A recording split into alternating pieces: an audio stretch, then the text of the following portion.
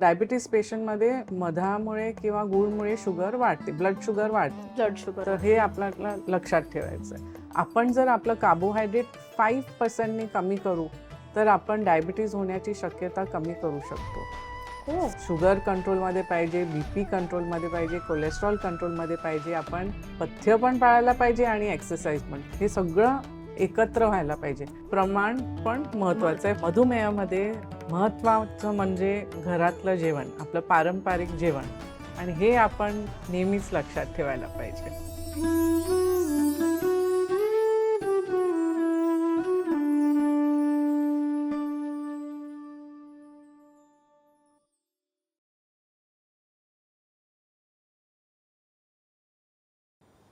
नमस्कार. कालनिर्णय मागचं पान या पॉडकास्टवर तुम्हा सर्वांचं स्वागत. आपले टेस्ट पार्टनर आहेत रामबंधू मसाले, लोणची आणि पापड. आपले डिजिटल पार्टनर आहेत स्मृतिगंध. आणि आता आपण सुरू करूया आजचा खास एपिसोड. आज आपल्याकडे आलेले आहेत एक डॉक्टर. त्या डायबेटॉलॉजिस्ट आहेत आणि त्याबरोबरच त्या फूडी सुद्धा आहेत. आहे की नाही गंमत? त्यांनी आपल्या कालनिर्णयमध्ये डायबेटीस फ्रेंडली रेसिपीज लिहिल्या होत्या, ज्यातली एक रेसिपी होती खेकड्याची कढी. आणि अशाच डॉक्टर मनीषा तालीम या मुंबईतल्या प्रख्यात हॉस्पिटल्समध्ये प्रॅक्टिस करतात आणि आज आपल्याशी मधुमेह म्हणजेच डायबेटीस बद्दल गप्पा मारण्यासाठी त्या इथे आलेल्या आहेत. आपण त्यांच्याकडनं जाणून घेऊया की डायबेटीस नेमका काय असतो, तो कसा मॅनेज करायचा आणि त्यावर उपचार कसे करायचे. नमस्कार डॉक्टर तालीम. नमस्कार. तुम्ही वेळात वेळ काढून इथे आलात त्याबद्दल आभार. माझंच ऑनर आहे की तुम्ही मला इथे बोलवलं या पॉडकास्टसाठी. थँक्यू. मी पहिला प्रश्न तुम्हाला सरळ विचारते, थेट प्रश्न. जरूर. 10 पेशंट ज्यांना मधुमेह असतो त्यापैकी 4 लोकांना माहीतच नसतं की त्यांना मधुमेह म्हणजे डायबिटीस आहे. तर हे स्टॅटिस्टिक खरं आहे का? हो आहे. बरेच लोकांना सिम्पटम्स असतात, म्हणजे लक्षणं. हो, लक्षणं जास्त असतात. जशी जास्त लघवी होते किंवा तहान लागते किंवा वजन कमी होतं किंवा खाज येते किंवा जखम भरत नाही. पण काही लोक असतात ज्यांना काहीच सिम्पटम्स असत नाही. ह्याचं कारण असं आहे की आपल्या किडनीमध्ये वेगवेगळ्या लोकांना वेगवेगळं रिनल थ्रेशोल्ड असतं. ऑन ॲन ॲव्हरेज ते 180 मिलीग्रॅम% असतं. म्हणजे रक्तामध्ये जेव्हा शुगर 180 असते तेव्हा मग ती युरिनमध्ये दिसायला लागते. पण ही रिनल थ्रेशोल्ड व्हेरी होऊ शकते. त्यामुळे काही लोकांमध्ये हाय थ्रेशोल्ड असताना ते युरिनमध्ये जात नाही आणि सिम्पटम्स होत नाहीत. जेव्हा युरिनमध्ये शुगर जाते ती पाण्याला खेचते आणि त्यामुळे युरिन जास्त होते. म्हणजे सतत लघवीला जाणे. बरोबर. एक लक्षण जे आहे डायबिटीस. बरोबर. आणि जास्त लघवी होते म्हणून जास्त तहान पण लागते, कारण थर्स्ट सेंटरला ते स्टिम्युलेट होतं. आणि कारण प्रोटीन आणि फॅट ब्रेकडाऊन होतात त्यामुळे वजन कमी होतं. तर काही पेशंटमध्ये ते युरिनमध्ये पास होत नाही आणि हे सगळे लक्षणं जे आहेत ते होत नाहीत. त्यामुळे शुगर सगळ्या ग्रंथीमध्ये स्प्रेड होते आणि त्याच्यावरती असर होतो. आणि जेव्हा काही पेशंट इन्शुरन्ससाठी जातात, चेकअपसाठी किंवा सर्जरीसाठी जातात आणि ते ब्लड टेस्ट करतात तेव्हा त्यांना कळतं की डायबिटीज आहे. काही पेशंटमध्ये त्यांना कॉम्प्लिकेशन्स होतो आणि ते कॉम्प्लिकेशनसाठी ट्रीटमेंटसाठी जातात आणि मधुमेह आढळतो. तर त्यामुळे मग आपण चाचणी, रक्त चाचणी वेळोवेळी केली पाहिजे का? म्हणजे जरूर. दरवर्षी करायला पाहिजे. ज्यांच्यामध्ये फॅमिली हिस्ट्री जास्त आहे त्यांनी लवकर करायला पाहिजे. ज्यांच्यामध्ये ब्लड प्रेशर आहे किंवा कोलेस्ट्रॉल आहे किंवा स्थूलपणा आहे तर त्यांनी लवकर करायला पाहिजे. सो ऑन ॲन ॲव्हरेज 45 इयर्सच्या नंतर तर जरूर करायला पाहिजे. पण स्ट्रॉंग फॅमिली हिस्ट्री किंवा दुसरे रिस्क फॅक्टर्स असेल तर लवकर करायला पाहिजे. म्हणजे जर तुमच्या आई बाबांना किंवा आजी आजोबांना डायबिटीस होता तर तुम्हाला होण्याची शक्यता जास्ती असते. बरोबर. बरोबर. आता मला सांगा की मधुमेहाबद्दल खूप चर्चा होते. लोक बरंच बोलतात की साखर खाल्ली की मधुमेह होतो, गोड खाऊ नये वगैरे वगैरे. पण अनेक गैरसमज सुद्धा आहेत. कारण तो इतका कॉमनली सगळ्यांना होणारा रोग आहे आपल्या भारतात, अनफॉर्च्युनेटली. तर याबद्दल भारतात असलेला एक मोठा गैरसमज काय आहे? मधुमेहाबद्दल मी म्हणेन की मोस्ट इम्पॉर्टंट आहे भाताबद्दल. कारण आपण पेशंटना विचारतो की तुम्ही डाएट फॉलो करता का? फर्स्ट थिंग ते म्हणतात की आम्ही भात बंद केला. हम्म. पण हे बरोबर नाही आहे. म्हणजे डायरेक्टली असं नाही आहे की तुम्ही भात खाल्ला म्हणून डायबिटीज होईल. पण आपल्याला बघायचं आहे की कुठला भात आपण घेतो, काय क्वांटिटीमध्ये घेतो, हे आणि त्याच्याबरोबर काय खातो. काही भात आहेत जे जास्त चांगले असतात. फॉर एक्झाम्पल उकळा तांदूळ किंवा रेड राईस किंवा ब्लॅक राईस. तर ह्यांमध्ये फायबर जास्त असतो आणि दुसरे विटॅमिन्स, अँटीऑक्सिडंट्स असतात. तर त्या आणि त्यांचं ग्लायसेमिक इंडेक्स जो असतो ते कमी असतं. म्हणजे ग्लायसेमिक इंडेक्स म्हणजे ज्या तत्वानी शुगर वाढते ॲज कम्पेअर्ड टू ग्लुकोज, ती काही गोष्टींमध्ये कमी असते आणि काही गोष्टींमध्ये जास्त असते. म्हणजे ग्लायसेमिक इंडेक्स जर हाय असेल तर शुगर लवकर वाढते, बरोबर. आणि कमी असेल तर शुगर इट इज बेनिफिशियल. अच्छा. हो, सो म्हणजे आपण ग्लायसेमिक इंडेक्स कमी असलेल्या गोष्टी खाण्याचा प्रयत्न करा. बरोबर. आणि भात जे आहे, आता रिसेंटली डॉक्टर मोहन म्हणून आहेत, त्यांच्या टीमनी हे पब्लिश केलं होतं की आपण जर आपलं कार्बोहायड्रेट 5% कमी करू तर आपण डायबिटीज होण्याची शक्यता कमी करू शकतो. जस्ट 5%. जस्ट 5% म्हणजे So- 5% फक्त. हो, तर त्यांनी पण फरक होतो. फॉर एक्झाम्पल तुम्ही एक चपाती कमी केली, भात थोडा कमी केला, त्यांनी पण चांगला असर होतो. दुसरी गोष्ट आहे की क्वांटिटी. तर त्यांच्या टीमने हे पण दाखवलं आहे की जर तुम्ही 150 ग्रॅम्स भात घेतला वर्सेस 400 ग्रॅम्स भात, तर जितका जास्त तुम्ही घेणार त्यांनी प्रॉब्लेम होतो. तर म्हणून आपण हे लक्षात ठेवायला पाहिजे की प्रमाण हे महत्त्वाचं आहे. आपण जर 1 वाटीपेक्षा कमी घेतला भात दिवसाला तर ते जास्त बरं आहे. आणि कोकणच्या माणसांना फार आनंद होणार आहे हे ऐकून, कारण भात खाल्ल्याशिवाय आम्हाला जेवल्यासारखं वाटतच नाही. तर त्यामुळेच भाताबरोबर दुसरे वस्तू, हो. वरण भात. तर आपण जेव्हा डाळी किंवा उसळ त्या भाताबरोबर घेतो तर त्यावेळेला ग्लायसेमिक इंडेक्स कमी होतं.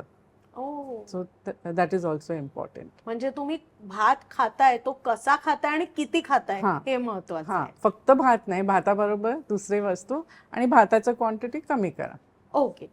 पण आता मला एक सांगा की हा एक गोड गैरसमज आहे का की मधुमेह असलेल्यांनी साखर अजिबात खाऊ नये? तर ज्यांची शुगर खूप जास्त आहे त्यांनी अजिबात खाऊ नये. ज्यांची शुगर कंट्रोलमध्ये आहे ते जर काही स्पेशल सण असेल किंवा त्या वेळेला थोडं क्वांटिटीमध्ये घेऊ शकतो. पोर्शन कंट्रोल हे महत्त्वाचं आहे. आपण जर डार्क चॉकलेटचा एक लहान तुकडा घेतला तर त्यांनी काय होत नाही. आपण जर स्वीट्स घरी बनवले तर ते जास्त बरं, कारण ते मग आपण शुगर आणि सगळं कंट्रोल करून करू शकतो आणि लहान क्वांटिटी घेऊ शकतो. तर तसं आपण थोडा गोड जे पदार्थ आपल्याला पाहिजे तसं घेऊ शकतो. पेशंट फळं खाऊ शकतात किंवा ड्रायफ्रुट्स थोड्या क्वांटिटीमध्ये घेऊ शकतात. थोड्या क्वांटिटी हां. म्हणजे क्वांटिटी म्हणजे हो. किती प्रमाणात तुम्ही खाता हे अत्यंत महत्वाचं आहे. महत्त्वाचं आहे. बरोबर. पण मला एक सांगा की अनेक वेळेला लोक म्हणतात मी आता जर साखर खाल्ली हां. तर मग नंतर थोडी कमी खाईन, असं होत नाही ना? अच्छा, यू मीन म्हणजे असं म्हणजे असं adjustment? ऍडजस्टमेंट करायचं नाही, की नाही. आज मी गोड जेवणाबरोबर खाल्लं हां. तर रात्रीच्या जेवणात थोडं कमी खाईन, कारण हे अनेक वेळेला लोक हां. करताना दिसतात. तर हे चुकीचं आहे की बरोबर? बॅलन्समध्ये सगळं करायला पाहिजे. आपण जर खूप जास्त गोड एका वेळेला खाल्लं ते पण आपल्या पॅनक्रियासला स्ट्रेस करतं. ओके. तर म्हणून थोडं क्वांटिटी तुम्ही जर थोडं सकाळी आणि थोडं रात्री घेतलं ते जास्त बरं. Okay. Instead of bingeing at one time Yes. A lot of. Yes. आणि मला तुम्हाला एक विचारायचं होतं, हल्ली शुगर फ्री मिठाई वगैरे या गोष्टींचं एक फॅड आलेलं आहे, हो, ज्याच्यात खजूर, अंजीर वगैरे वापरले जातात, हो. किंवा गुळाचा चहा हां, किंवा मधाचा चहा, बरोबर. हे खरंच शुगर फ्री असतात का? तर खजूर जे आहे त्यामध्ये फायबर असतं. हम्म. तर त्यामुळे आपण खजूर जो घेतो, आम्ही डायबिटीज पेशंट खजूर खाऊ शकतात. हम्म. 2 ते 3 पीस खजूर खाल्लं तर काय हरकत नाही. जेव्हा आपण मध किंवा गूळ म्हणतो त्यामध्ये साखर असते. आपली टेबल शुगर नसते, पण there is a different kind of sugar. आणि डायबिटीस पेशंटमध्ये मधामुळे किंवा गूळमुळे शुगर वाढते, ब्लड शुगर वाढते. Blood sugar. तर हे आपल्याला लक्षात ठेवायचं आहे. म्हणजे गुळाचा चहा घेतला म्हणून तो 4 कप घेऊ शकतो असं नाही, असं नाही. अजिबात नाही, अजिबात नाही. येस. अजून एक प्रश्न मला तुम्हाला असा विचारायचा होता की डायबिटीस हा ग्रामीण भागापेक्षा शहरात जास्ती आढळतो का आणि हो. का? ऑलमोस्ट डबल आहे शहरामध्ये. त्यासाठी वेगवेगळे रिझन्स आहेत. एक तर आपलं डाएट. शहरामध्ये आपण जास्त तेलकट, तुपकट, आपण पॅकेज फूड्स पण जास्त घेतो. प्रोटीन कमी असतं आपल्या जेवणामध्ये. तर त्यामुळे that has a big role to play. Secondly physical activity जी असते ती शहरामध्ये खूप कमी असते. गावामध्ये सगळं ते हातांनी करून इथून तिथे चालत जातात. त्यामुळे एक कारण आहे. तिसरी आहे की आपल्या शहरामध्ये स्ट्रेस लेवल खूप हाय आहे. तर त्यामुळे आपलं कॉर्टिसॉल लेवल जास्त असतो बॉडीमध्ये आणि that has an anti insulin effect. म्हणजे तुम्ही जर मानसिक ताण किंवा स्ट्रेस घेत हो. असाल तर तुमच्या शुगर शुगरवरती त्याचा थेट परिणाम होऊ हो, शकतो. डेफिनेटली. आणि चौथी गोष्ट विच इज पोल्युशन ॲक्च्युली. हो. सो आता रिसर्च दाखवतोय की एअर पोल्युशन ऑल्सो आणि जे आपण प्लास्टिक्स इंजेस्ट करतो हम्म. त्यामुळेही डायबिटीज वरती असर होतो. इनफॅक्ट काही रिसर्चनी दाखवलंय की हे मायक्रो प्लास्टिक्स, नॅनो प्लास्टिक जे एकदम लहान तुकडे असतात, जे आपण प्लास्टिकचे वस्तू जेव्हा वापरतो ते लहान लहान तुकडे होतात. आणि असं रिसर्चने दाखवलंय की इवन पॅनक्रियासमध्ये पण ते डिपॉझिट होतात बापरे. आणि त्याचा असर होऊ शकतो. तर म्हणून आपण ही पण काळजी घ्यायला पाहिजे about trying not to use so much plastic, yes. Which is much more common in आपल्या शहरामध्ये. शहरात हो. आपण सर्रास मिनरल वॉटरच्या बाटल्यांमधनं पाणी पितो. हो, आपण काचेचे वापरायला आपण पाहिजे. हॉटेलमधनं जेवण मागवतो ते सुद्धा Plastic. प्लास्टिक कंटेनर मध्ये गरम गरम येतं. हो, त्यामुळे हो. हे महत्वाचं आहे. हो. सो की त्याच्यामध्ये रिसर्च चालू आहे, पण it is a good thing to be cautious. हो. आता मला एक सांगा, तो आपण शहराबद्दल बोलतोय तर मुंबई शहरामध्ये 4 पैकी एका तरुणाची शुगर हाय आहे असा रिसर्च आलेला आहे. तर हे का? आणि तरुण लोकांमध्ये डायबिटीस वाढतोय का? जरूर. तुम्ही घरी विचारलं की डाएट कसा आहे लोकांचा, तुम्हाला हे लक्षात येईल की आपल्या आजींचं जे डाएट होतं ते खूप डिसिप्लिन्ड होतं, सगळं बॅलन्स्ड. वेरेज आता जे यंगर जनरेशन आहे ते जास्त बाहेर खातात. तर fried food, refined food, package food, ultra process food हे सगळं असतं. यंगर जनरेशनमध्ये they are more working at home आजकाल. ऑल्सो की एक्सरसाइज तेवढी नसते. काही आता ऑफकोर्स कॉन्शियस झालेत, पण फिजिकल ॲक्टिव्हिटी जर कमी असेल त्यामुळेही होतो. ओव्हर अँड अबव दॅट आपले जीन्स जे आहेत त्यामुळे पण आपल्याला आपली टेंडन्सी आहे डायबिटीज होण्याची. तर हे सगळे कारण आहेत की लवकरात लवकर होतंय. हे काय इम्पॉर्टंट आहे, कारण ज्या प्रेग्नंट मदर्स असतात ते काय डाएट त्यांच्या प्रेग्नन्सीमध्ये घेतात त्याचा असर त्यांच्यावरती पण होतो आणि त्यांच्या होणाऱ्या मुलांवरती पण होतो आणि त्याच्या हेल्थ फ्युचरवरती पण होतो. तर म्हणून तिथून आपल्याला सुरुवात करायची आहे. And may be that is one of the causes की आपण इतक्या लहान वयात आपण बघतोय आपल्या शहरात की इतके लोकांना आहे डायबिटीस. कोविड ऑल्सो, कोविडच्यामुळे काही लोकांना डायबिटीज जास्त आढळला. आपण घरी होतो, प्लस थोड्या व्हायरसचे पण इफेक्ट्स असतील, तर त्यामुळे तो पण एक कारण आहे. ओके. पण मला एक सांगा की अनेक तरुण मुलं किंवा मुली जिमला जातात, फिटनेसच्या मागे असतात आणि एखाद्या फिट व्यक्तीला सुद्धा मधुमेह होऊ शकतो का? होऊ शकतो. कारण आपण फिटनेस म्हणजे काय, म्हणजे आपण फिट म्हणतो, पण what is your understanding of fitness? It is not only आपलं फक्त आपण चांगलं दिसतो हे फिटनेस नव्हे.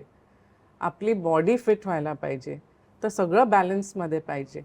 तर त्यासाठी शुगर कंट्रोलमध्ये पाहिजे, BP कंट्रोलमध्ये पाहिजे, कोलेस्ट्रॉल कंट्रोलमध्ये पाहिजे, आपण पथ्य पण पाळायला पाहिजे आणि एक्सरसाइज पण. फक्त एक्सरसाइज केला तर आपण फिट नाही राहणार. हे सगळं एकत्र व्हायला पाहिजे. म्हणून आपण बघतोय की ज्या फिट आहेत त्यामध्ये पण मधुमेह होऊ शकतो. प्लस त्यांचे जीन्स जर असतील तर ते होऊ शकतात. पण बरोबर डाएट एक्सरसाइज केल्यावरती हे आपण टाळू शकतो. अच्छा. पण जर समजा मी फिट आहे, हां. तर माझ्यामध्ये काय अशी लक्षणं किंवा सिम्पटम्स दिसतील ज्याच्यात मला लगेच रक्ताची चाचणी केली पाहिजे? मेन थिंग की तुम्हाला जर सिम्पटम्स असले की युरिन जास्त होते किंवा तहान जास्त लागते किंवा वजन कमी झालंय किंवा जखमा भरत नाहीत किंवा एकदम जनरलाइज खाज येते, तर हे सगळे लक्षणं असल्यावरती तुम्ही शुगर चेक करायलाच पाहिजे. तुमची फॅमिली हिस्ट्री असेल खूप लोकांमध्ये किंवा आई वडिलांमध्ये असेल, भावंडांमध्ये असेल, तर तुम्ही शुगर चेक करायला पाहिजे. आणखीन एक आहे की इंडियन्समध्ये, एशियन्समध्ये अबडॉमिनल फॅट जास्त असतो. जे विदेशात त्यांना सेंट्रल ओबेसिटी असतं, आपल्यामध्ये वेगळं असतं. अच्छा, म्हणजे पोटाच्या ठिकाणी exactly. बऱ्यापैकी फॅट असतो. हो. तर त्यामुळे जे फिट आहेत ते खरंच फिट आहेत की त्यांना अबडॉमिनल फॅट आहे, ते आपल्याला अंडरस्टँड करायचं आहे. तर ह्याच्यावरनं मला आठवलं की एक टीम आहे ज्यांनी रिसर्च केलं होतं. डॉक्टर याग्निक जे पुण्याचे आहेत आणि डॉक्टर युडकिन जे UKचे आहेत. दोघांची BMI सेम आहे. पण त्यांनी जेव्हा स्टडीज केले तर डॉक्टर याग्निकमध्ये अबडॉमिनल फॅट जास्त होता आणि डॉक्टर युडकिनमध्ये नाही. तर हा फरक होता. आणि हे अबडॉमिनल फॅट जे आहे म्हणजे आपल्या पोटाच्या ग्रंथींच्या सराउंडिंग त्यामध्ये जे फॅट आहे, अवयवांच्या आजूबाजूचे फॅट्स. हो, तर त्यामुळे आपल्या वेगवेगळ्या टिश्यूजवरती असर होतो, कारण ते हॉर्मोन्स प्रोड्यूस करतात. तर म्हणून फिट व्हायला आपण ते पण कंट्रोल करायला पाहिजे.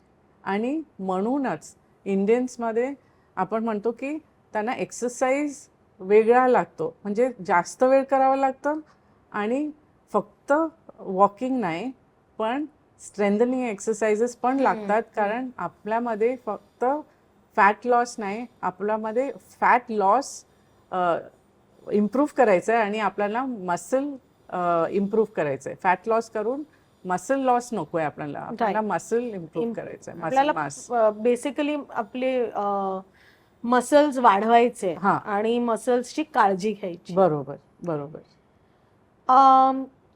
रात्री लघवीला पुन्हा पुन्हा जाणं हे फक्त पाणी प्यायल्यामुळे होतं की हा मधुमेहाचा संकेत असू शकतो, की फक्त म्हणजे इतर काही गोष्टी न होता फक्त हेच होत असेल तर? तर एक तर मधुमेहामध्ये हे होतं, जर तुम्ही 2 पेक्षा जास्त वेळ रात्री युरिन पास करायला जाता तर हे मधुमेहाची लक्षण आहे जरूर. दुसरंही कारण होऊ शकतं मधुमेहामध्ये किंवा न्यूरोपॅथी होतं, नसांवरती असर होतो. त्यामुळे जे आपली युरिनरी ब्लॅडर असते त्याच्यावरती असर होऊन पण तसं होऊ शकतो किंवा स्ट्रोकमध्ये होऊ शकतो किंवा प्रॉस्टेट वाढल्यावरती होऊ शकतो. हे सगळे डायबिटीस पेशंटमध्ये पण होऊ शकतात. पण फक्त शुगरमुळे पण तसं होऊ शकतं. ओके. आणि दुसरा प्रश्न असा की डोळ्यांवरती मधुमेहाचा काय इफेक्ट होतो? तर डोळ्यांमध्ये बरेच इफेक्ट्स होऊ शकतात. फर्स्ट म्हणजे रेटिनॉपॅथी आम्ही म्हणतो, म्हणजे डोळ्याचा जो पडदा आहे त्याच्यावरती असर होऊ शकतो. सेकंडली मोतीबिंदू होऊ शकतो. डोळ्याचं प्रेशर वाढू शकतो, ज्याला आपण ग्लॉकोमा म्हणतो.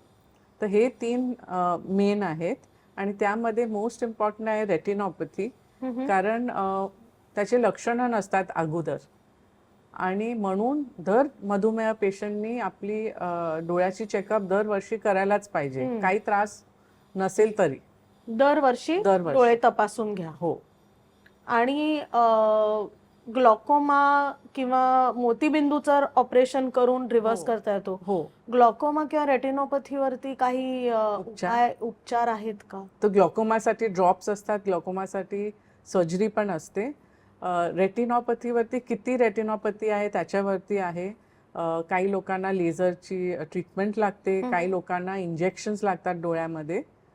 तर हे ट्रीटमेंट्स आहेत अवेलेबल, पण ते टाईमवरती व्हायला पाहिजे. कारण जर लोकांनी काळजी नाही घेतली तर ब्लाइंडनेस होऊ शकतो. तर इट इज प्रिव्हेंटेबल. त्यामुळे वेळेत जर तुम्ही चाचण्या केल्या हो, तर तुम्ही तुमची दृष्टी वाचवू शकाल. बरोबर. अगदी बरोबर. डॉक्टर मनीषा, मला एक सांगा की तुम्ही मगाशी म्हणालात की जखमा न भरणे ही एक डायबिटीसचं लक्षण आहे. तर आता जर पायाला जखम वगैरे झाली असेल आणि ती भरली नाही तर हे किती सिरियस होऊ शकतं? खूपच सिरियस होऊ शकतं. कारण डायबिटीसच्या जखमामध्ये असं असतं की बाहेर जे दिसतं त्यापेक्षा आतमध्ये जास्त मोठा प्रॉब्लेम होऊ शकतो. जसं आईसबर्ग आहे, की थोडं दिसतं वरतून पण खाली डीप असू शकतं.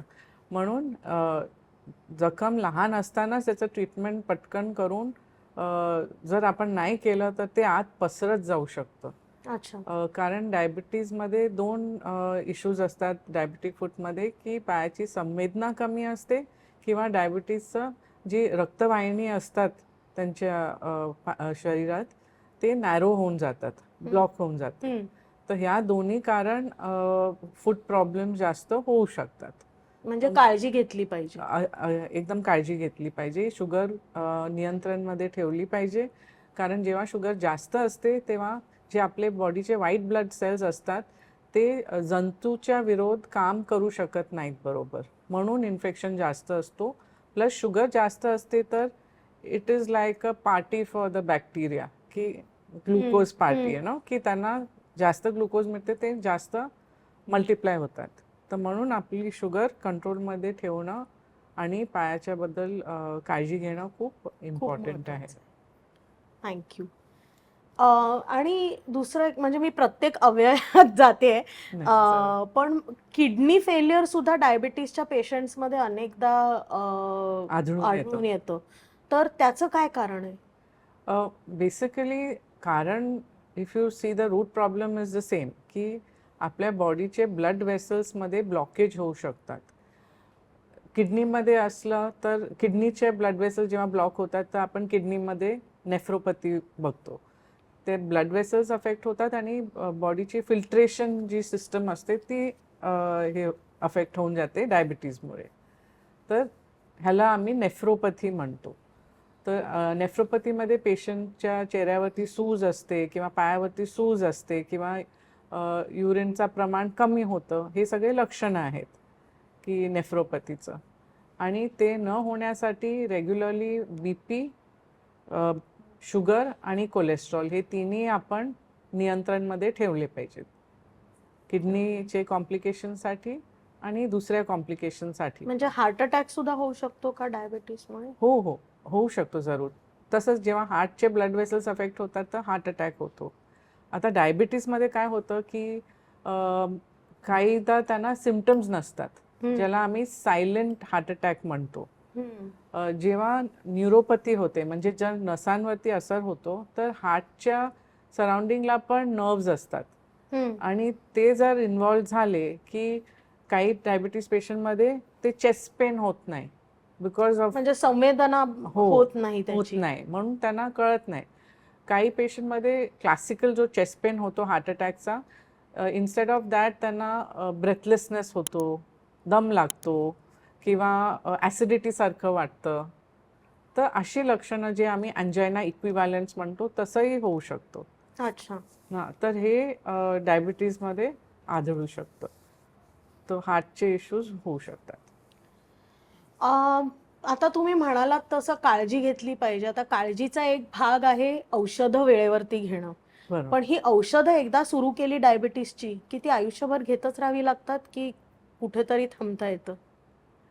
ते डिपेंड्स करतं की तुम्हाला म्हणजे तुमची डिझीज खूप वर्षापासून आहे डायबिटीस की सुरुवात आहे.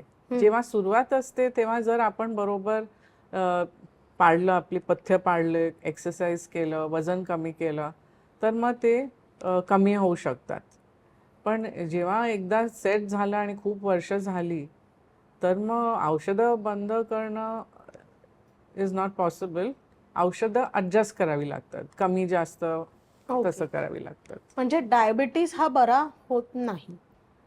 एक स्टडी होतं ज्यामध्ये लोकांना खूप लो कॅलरी डाएट दिलेलं होतं आणि त्यांना अर्ली डायबिटीज होतं आणि त्यामध्ये सिग्निफिकंट वेट लॉस करून त्यांचं डायबिटीज रिव्हर्स झालं होता.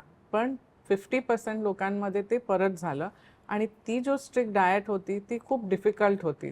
To maintain that kind of diet is difficult. So आपण हे सांगू शकतो की एवढं ड्रास्टिक डाएट केल्यापेक्षा आपण बॅलन्स सगळं ठेवायला पाहिजे आणि औषधं लागली तर आपण घ्यायचे, कारण आपण त्या गोळ्यांमुळे मधुमेहाला नियंत्रणमध्ये ठेवतोय. करेक्ट. त्यासाठी तो आपला उद्देश आहे.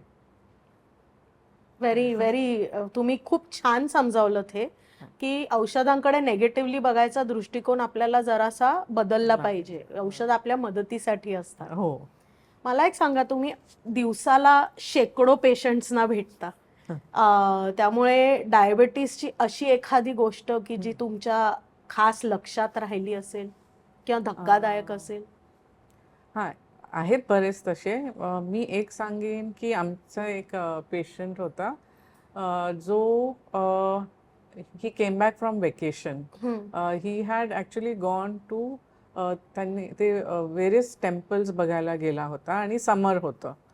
तर त्यामुळे त्यांनी सगळीकडे तो चपलाशिवाय चालला त्या गरम लादीवरती आणि त्याला लक्षात नाही आलं आणि जेव्हा आमच्याकडे आला तेव्हा त्याला जे पायाचे सोल्स आहेत ते बर्न झाले होते आणि इन्फेक्शन पण झालं होतं. बापरे.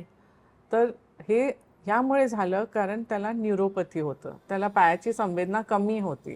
तर जेव्हा तो गरम लादीवरती चालला त्याला कळलं नाही की किती गरम आहे. आपल्याला जर गरम लागलं, आपण चटका बसले की पाय कसं मागे घेतो, त्याला तसं जमलं नाही. तर त्यामुळे ते बर्न होऊन आणि इन्फेक्शन पण झाला कारण बेअरफूट होता.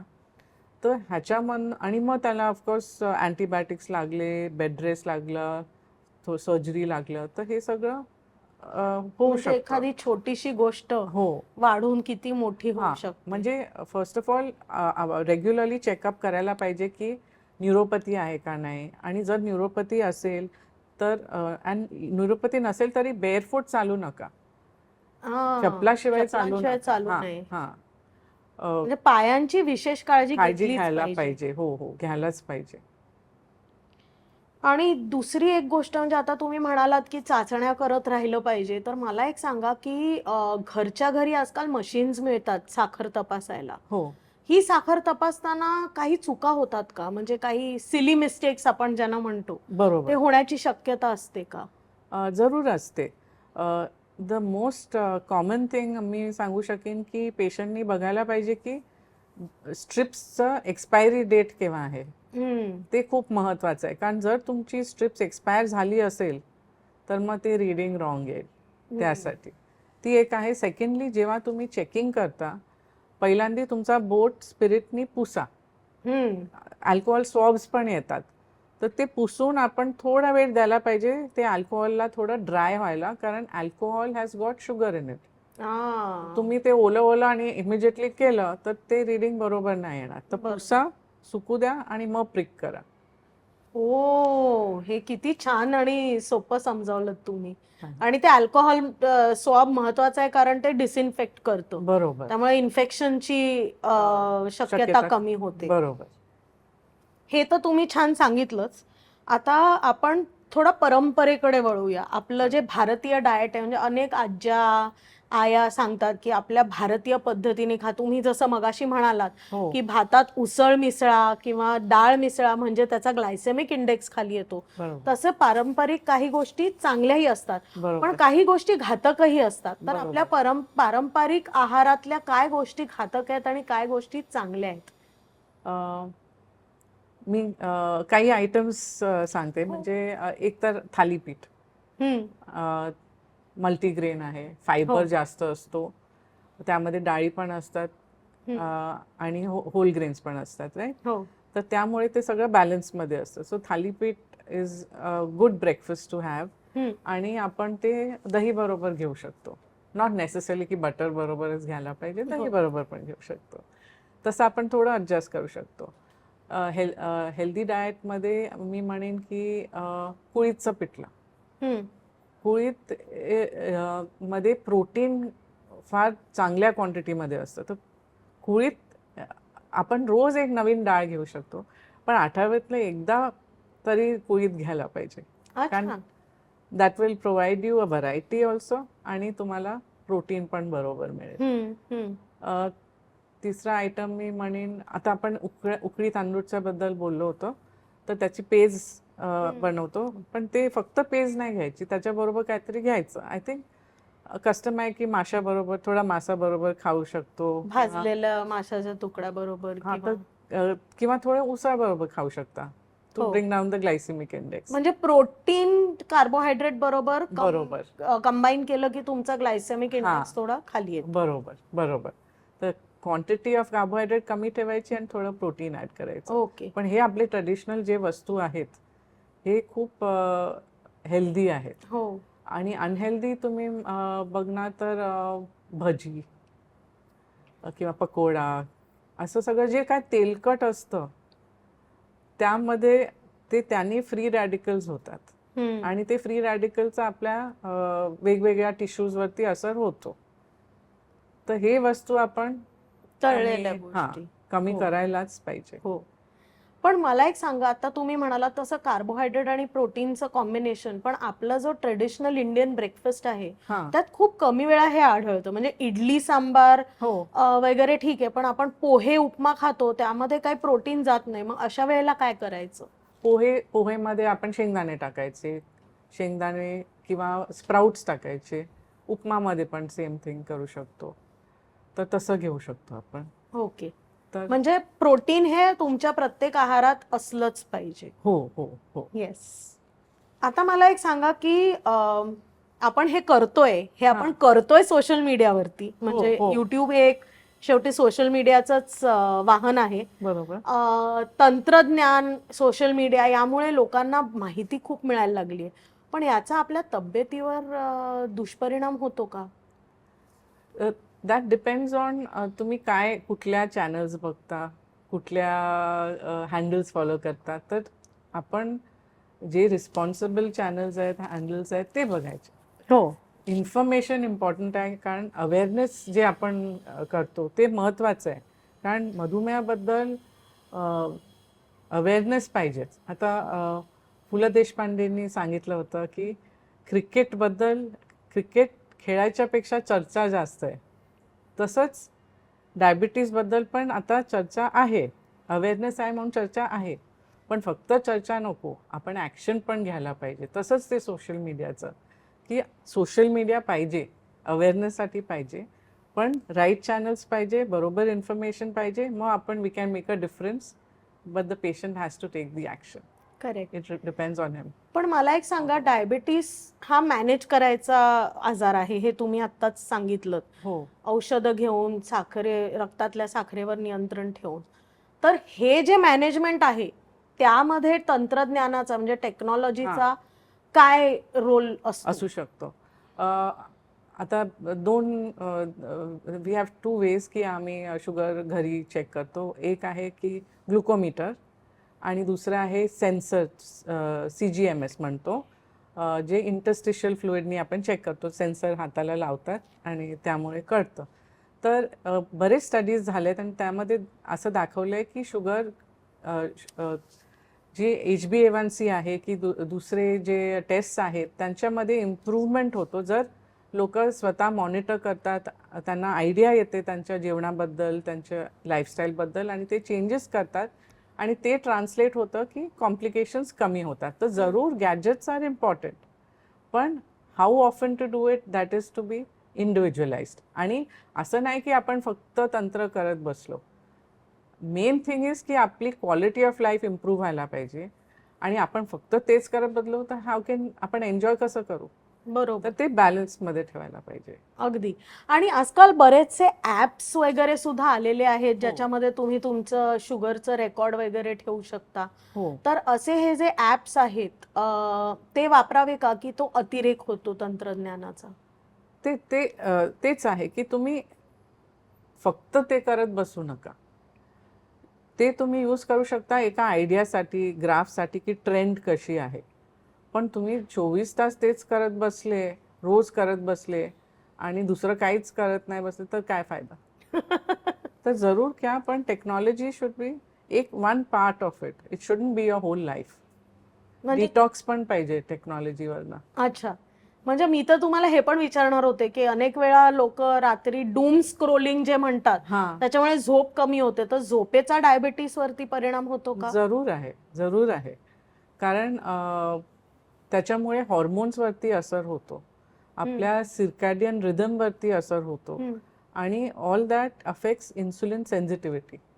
हो. सेन्सिटिव्हिटी कमी होते आपण जर कमी अच्छा. झोपलो तर. म्हणून झोप हे खूप महत्त्वाचं आहे आणि it has a bidirectional effect. तर म्हणून म्हणजे झोप नाही मिळाली तर शुगर वाढते आणि शुगर वाढल्यामुळे झोप कमी होते, कारण युरिनेशनसाठी जावं लागतं. आणि हे कोंबडी आणि अंड्यासारखं हां, अगदी. तर म्हणून स्लीप इज इम्पॉर्टंट. त्यामुळे डूम Relaxation. स्क्रोलिंग सोडा आणि फोन बाजूला ठेवून छानपैकी झोपा. झोपा झोपा.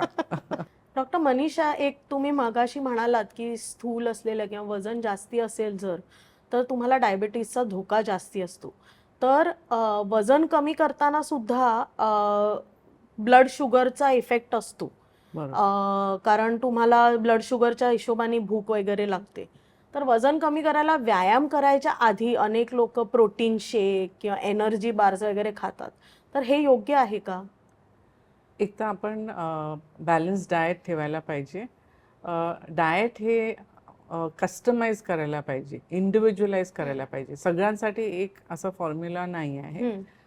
पण ज्या डायबिटीज पेशंट औषधांवरती आहे, जनरल रूल असतो की जर ते रोज त्याच वेळेला एक्सरसाइज करणार असले तर त्याच्या अगोदरचे जे डोजेस आहेत ते सपोज ते इन्सुलिनवरती आहे तर त्यांचा डोस कमी करायला लागतो, म्हणजे त्यांना हायपोग्लायसिमिया नाही होणार. तर तसं औषधांमध्ये ॲडजस्टमेंट लागतो किंवा एक्स्ट्रा स्नॅक देऊ शकतो, जसं काय फळ घेऊ शकतात किंवा प्रोटीन शेक होममेड बनवलं ते जास्त बरं. फॉर एक्झाम्पल सत्तूवरनं पण आपण प्रोटीन शेक बनवू शकतो. बरोबर. आणि ते हेल्दी असतं, तर तसं तुम्ही घेऊ शकता. Rather than just package foods, try and keep it natural आणि have more natural proteins. So you can take it that way. तो औषधं कमी किंवा having a snack before the exercise असं आपण करायला पाहिजे, म्हणजे मग लो शुगर होण्याची शक्यता कमी होते. ओके. आणि आता आपण ओबेसिटी बद्दल बोलतोय, म्हणजे स्थूलपणाबद्दल. त्याच निमित्ताने मला तुम्हाला हा प्रश्न विचारावासा वाटतो, कारण बाजारात अनेक आता ड्रग्ज आलेले आहेत ज्याच्यामुळे एक इंजेक्शन आठवड्याला घेतलं तर तुमचं वजन कमी होतं. हे असं जादुई असतं का, आणि त्याचे काय साईड इफेक्ट्स आहेत? तर काहीच जादू नसते कशांमध्ये. आपला पण रोल असतो. म्हणजे औषधांवरती असलो तरी डाएट एक्सरसाइज हे पाळायलाच पाहिजे. आता नवीन ज्या औषधं आलेत त्याला GLP-1 ॲनालॉग्स म्हणतो, जे आपल्या गटमध्ये काही हॉर्मोन्स असतात ज्याच्यामुळे शुगरवरती असर होतो, म्हणजे त्यांचा चांगला असर होतो. आणि डायबिटीजमध्ये हा हॉर्मोन्स कमी असतात म्हणून आपण ते सप्लिमेंट करतो. तर ह्या इंजेक्शन सगळ्यांसाठी नसतात, तर डॉक्टरला दाखवून ते तुम्हाला बघणार की ते तुम्हाला सूट होणार की नाही. आता असं बघितलं गेलं आहे की ह्या इंजेक्शनचा फक्त शुगरवरती नाही पण हार्टवरती पण बेनिफिट आहे, किडनीवरती पण बेनिफिट आहे आणि वजन कमी होतो आणि लिव्हरवरती पण चांगला असर दाखवतो. ज्या लोकांमध्ये हिस्ट्री आहे की थायरॉईड कॅन्सर म्हणा फॅमिलीमध्ये किंवा ज्यांना पॅन्क्रियाटायटिस झाला होता, तर ह्या लोकांना ते इंजेक्शन्स आपण नाही देऊ शकत. राईट. तर पण यांचे काही साईड इफेक्ट्स आहेत का? म्हणजे हे जर घ्यायचं असेल तर पहिलं म्हणजे तुम्हाला डॉक्टरकडेच गेलं पाहिजे. हो, ऍब्सोल्युटली. दुसरी गोष्ट म्हणजे त्याचे साईड इफेक्ट्स आहेत ते मला जाणून घ्यायला म्हणजे आपल्या प्रेक्षकांना जाणून घ्यायला आवडेल. तर साईड इफेक्ट्स म्हणजे अगोदर नॉशिया किंवा वॉमिटिंग किंवा डायरिया असं होऊ शकतो. बरेच लोकांमध्ये ते थोड्या दिवसांनी कमी होतं. दुसरे जे आहेत रेअरली होऊ शकतात, जसे काय हेअर लॉस किंवा व्हेरी व्हेरी रेअरली डोळ्यांवरती असर होऊन कमी दिसणं असंही होऊ शकतो.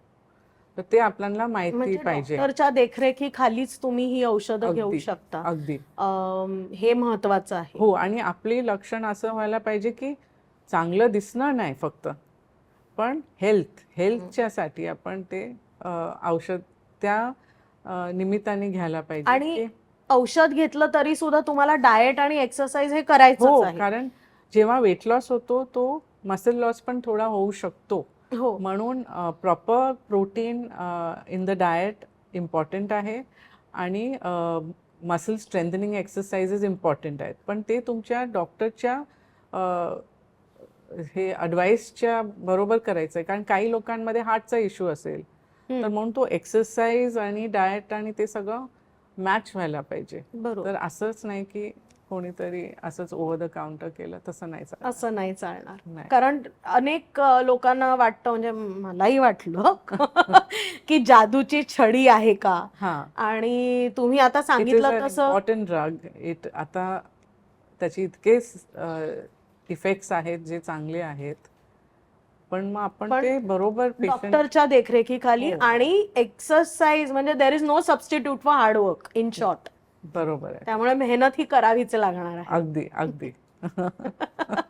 बरं, त्याच्यावरनच माझा अजून एक प्रश्न आहे की हल्ली सगळीकडे फॅड आहे इंटरमिटंट फास्टिंगचं. हो. जे आपण पारंपरिकरित्या आपल्या प्रत्येक महिन्याला संकष्टीला म्हणा, एकादशीला म्हणा, जे उपास करतो तसे हे उपास ठरवून फिटनेससाठी केले जातात. 16 तास न खाणं किंवा 18 तास न खाणं, काही काही लोक तर अख्खे 24 तास न खाऊन राहतात. तर हे इंटरमिटंट फास्टिंग जे आहे ते डायबेटीससाठी उपायकारक आहे का?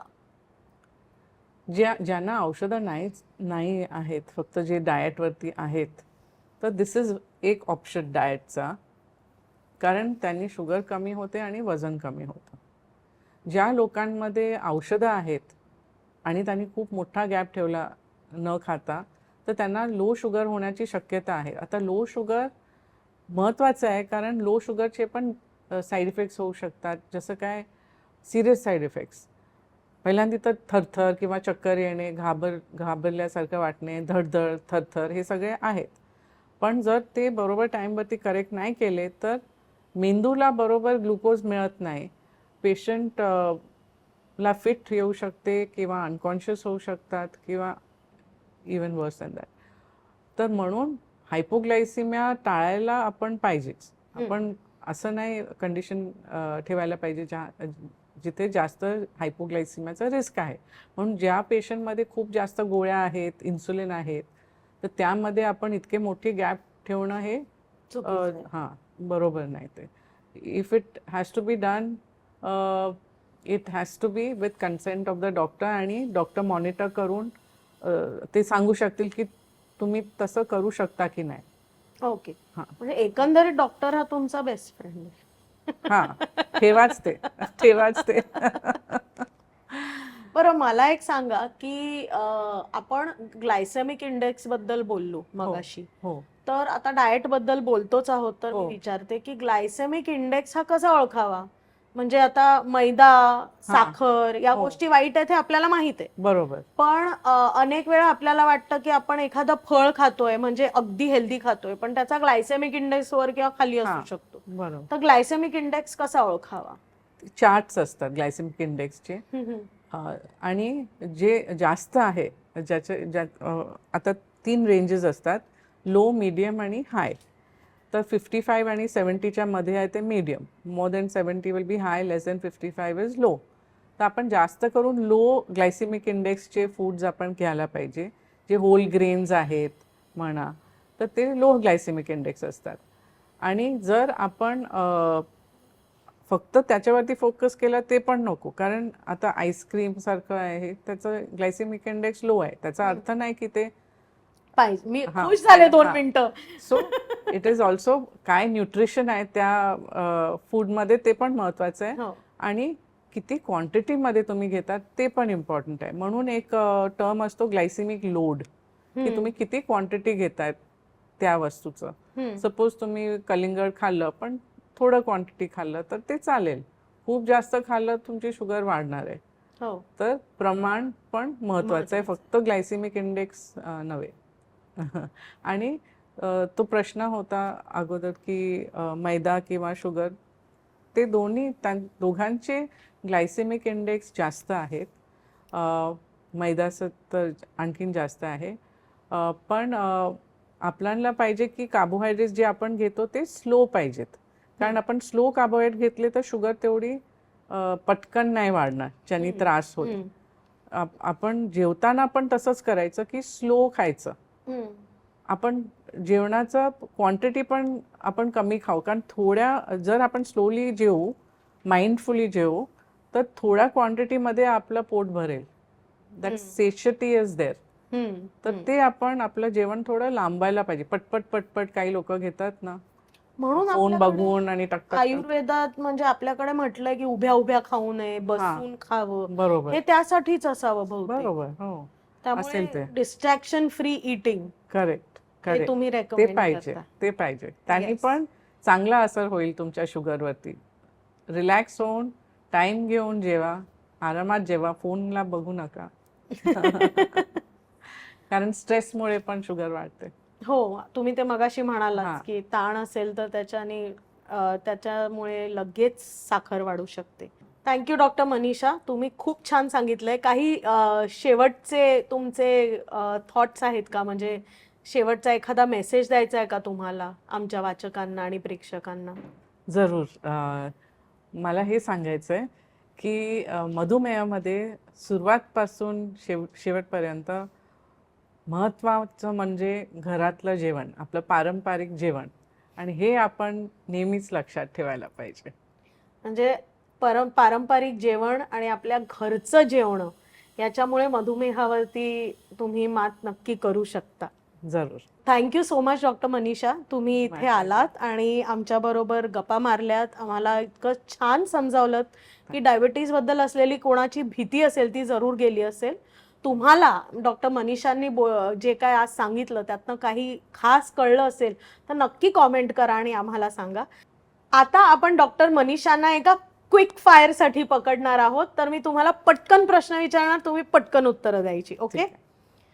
फक्त चालणं पुरेसं आहे का? नाही. साखरेपेक्षा मैदा जास्ती धोकादायक आहे का? नाही. इंटरमिटंट फास्टिंग डायबिटीज साठी उपयुक्त? ज्यांना औषधं चालू नाही आहेत त्यामध्ये उपयोगी, ज्यांना औषधं आहेत त्यांना हायपोग्लायसिमिया होण्याची शक्यता असते. म्हणजे साखर खाली जाणे. हो. फळांचा रस वर्सेस संपूर्ण फळ कोणतं सुरक्षित? संपूर्ण फळ.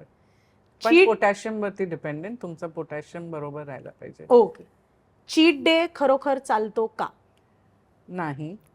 कधीतरी थोडं आपण खाल्लं चीट मील सारखं ते जास्त बरं. सगळं बॅलन्स मध्ये ठेवायला पाहिजे. एकाच दिवशी खूप जास्त घेतलं ते हानिकारक होऊ शकतं. म्हणजे एक टाइम पे एक ही.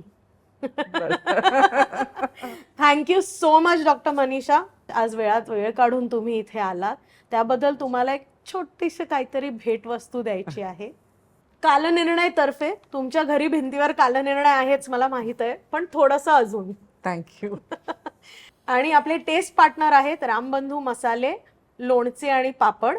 त्यांनी तुमच्यासाठी ही खास भेटवस्तू पाठवलेली आहे आणि तुम्ही आम्हाला गोड ज्ञान दिलं, तुमच्यासाठी थोडंसं काहीतरी चटकदार. कालनिर्णय मागचं पान हा पॉडकास्ट तुम्ही आमच्या यूट्यूब चॅनलवर म्हणजेच कालनिर्णयच्या यूट्यूब चॅनलवरती पाहू शकता. त्यामुळे नक्की लाईक करा, शेअर करा, सबस्क्राईब करा, म्हणजे तुम्हाला लगेच कळेल की आम्ही नवीन एपिसोड केव्हा टाकलाय. आणि आजचा हा डायबिटीज स्पेशल एपिसोड तुम्हाला कसा वाटला हे खाली कॉमेंटमध्ये आम्हाला नक्की कळवा. आणि असेच आमच्याबरोबर तुम्ही वेगवेगळ्या पॉडकास्टचा आस्वाद घेत राहा. आमचे डिजिटल पार्टनर आहेत स्मृतिगंध. नमस्कार. नमस्कार.